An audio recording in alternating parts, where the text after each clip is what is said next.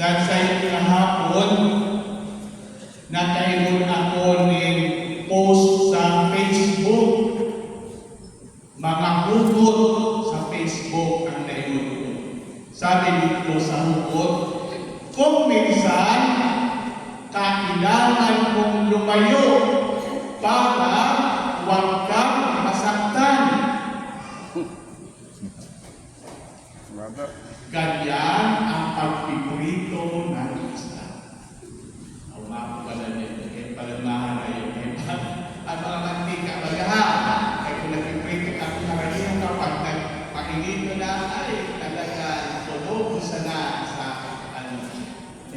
Mga tugan sa pagtuhod, yan baga, naghalik man si Jesus, nagharayo man si Jesus, dili man dahil masasaktan. Kundi, ang pagsaktan ni Jesus sa langit, sa rong paagi, kan sa iyang pagkiluha, na ihanda ang lugar na kakantuhan niya. Sabi niya sa Ebanghelyo ni San Juan, Kapitulo 13, di ka mahandal, kaya sa balay sa akong ama, daghan ang kwarto. Nagkatko ako, kay namin na pagbalik ko, iba kumang kamo. Kay paghanda na ko ng mga kwarto ta, huwag makita ni Jesus, kay namin narahon dito sa balay ni Ama na mamamukod. Mamang bagay niya sinasabihan niya itong mga tugang na ang pagkamukod ni Jesus, padagos niya itong tugod na mamatay sa tuyang buhay, kay namin na magkalubong at sa ato na maglahong. Ay kundi sa baga, dahil sa mga problema na sa tuyang pinaagihan, dahil sa mga pagtikos, kagutatan, kamudyutan, o iba-ibang mga kalaktan na inaabot sa satong buhay, bagang ang sa tuyang paglahong minaluya, bagang na ikimat-kimat na kandila na madalit ng maubos.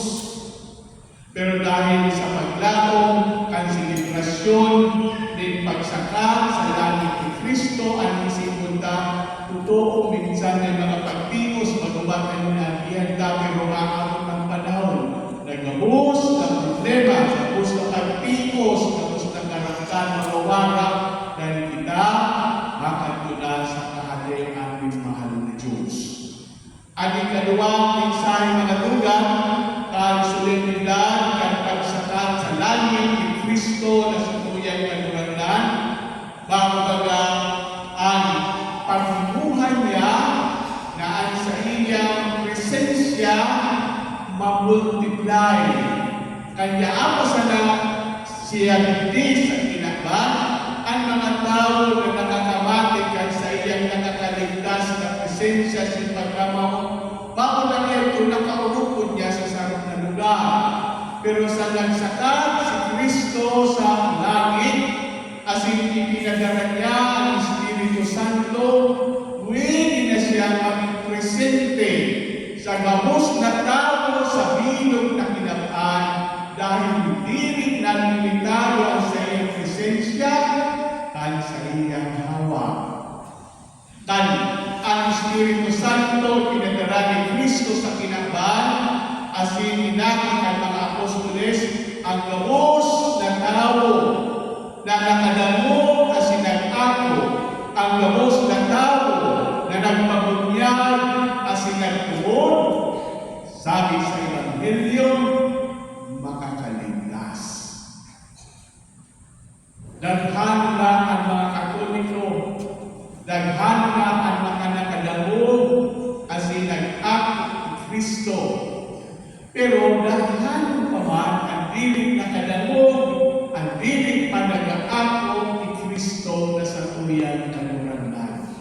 Sa India, masubra 1 billion ang mga tao na dilig pa nakadamo kay Kristo. Sa China, ang population ng China, mga 1 billion na.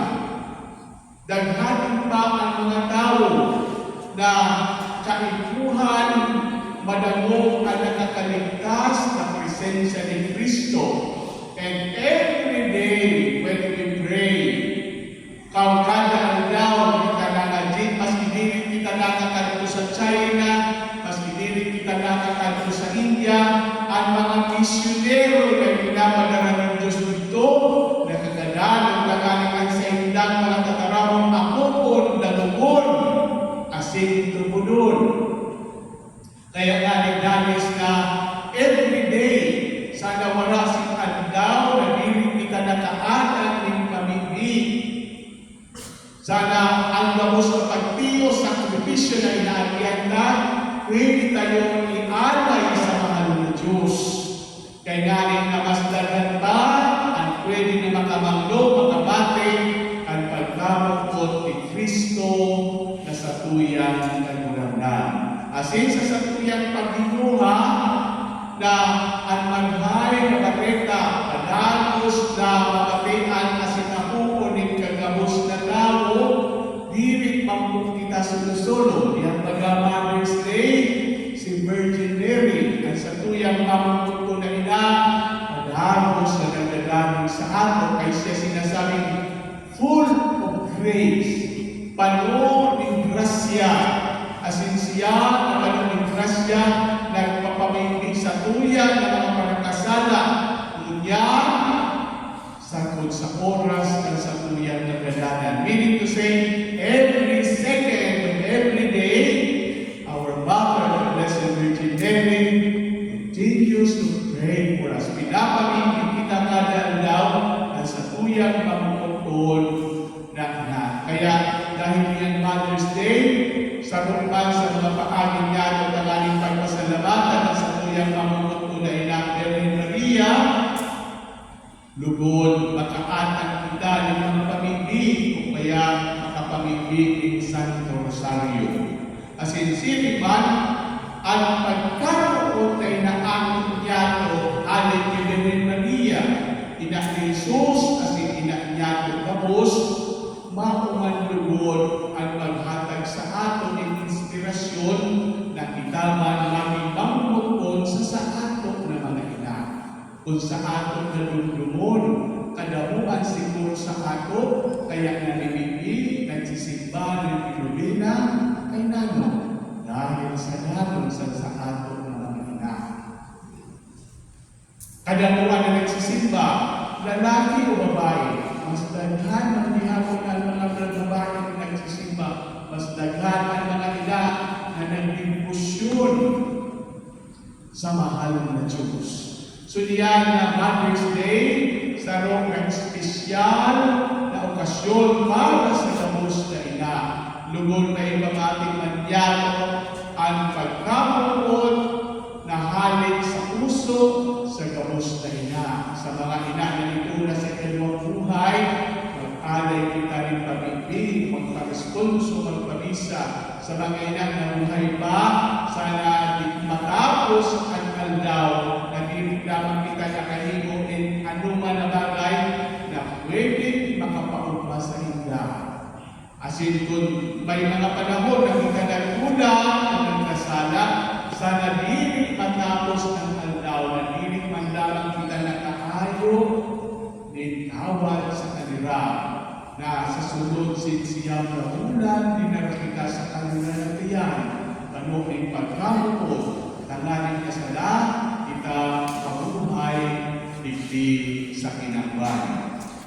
Niyan pati mga lugar dahil sa presensya kan AI o ng AI, Artificial Intelligence, mao yan ang application sa computer na mas ginala ang hapon mo kayang simbagon sa mga batik kita sinahaputa mga ina, mga ama. Niyan ko no, dahil sa artificial intelligence, ang iba, dili na naghahapon, dili na nag-aayon in advice sa mga ina. Ay ang bagong magura, ang ina sa iba ng mga tao, mga Kristiyano, mauna yung ginagamit na artificial intelligence.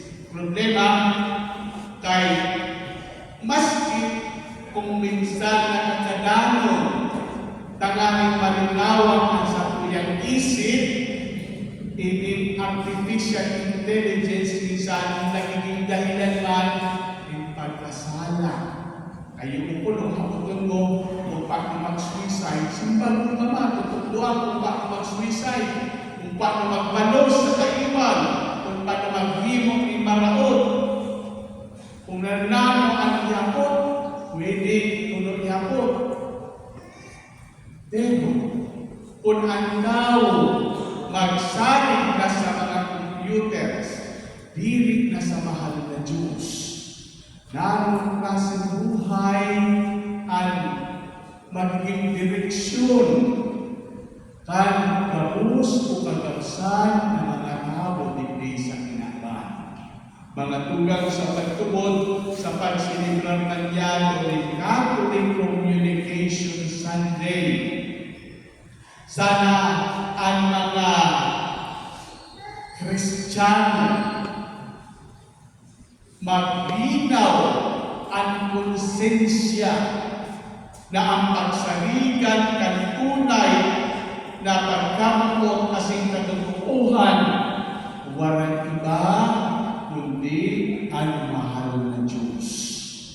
Kay dili kayang simbagan kan computer ang kagutuman ni puso.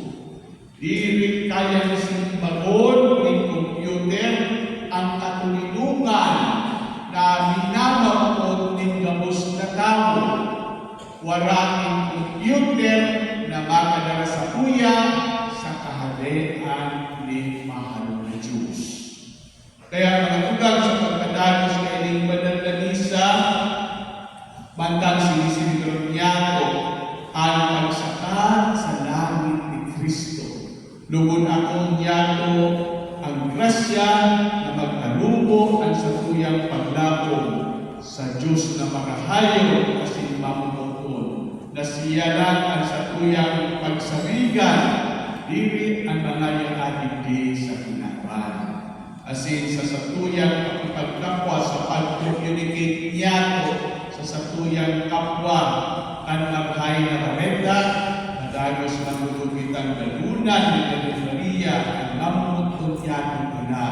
Asin sa satuyang pagpasalamat sa tapos yatong manurang at sa satuyang mga ina, na dagos makita na galunan ni mahal na Diyos na maging instrumento kan sa iyang ulan ng pagkamalo. Matindog tabi kita sa pagkahayag